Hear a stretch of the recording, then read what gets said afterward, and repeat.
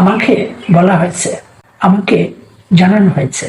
চলুন দেখে আসি বাংলায় ব্যবহৃত এই ধরনের বাক্যগুলো কিভাবে ইংরেজিতে রূপান্তরিত করে।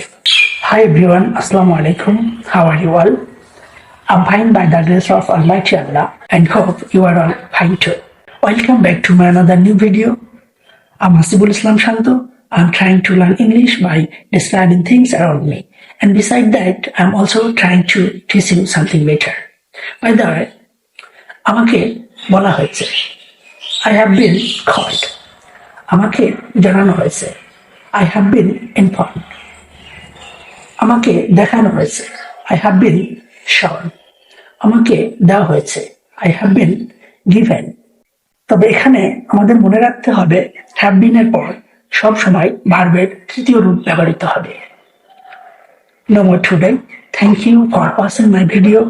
See you again in a new video. Until then, stay well, everyone. Assalamu alaikum.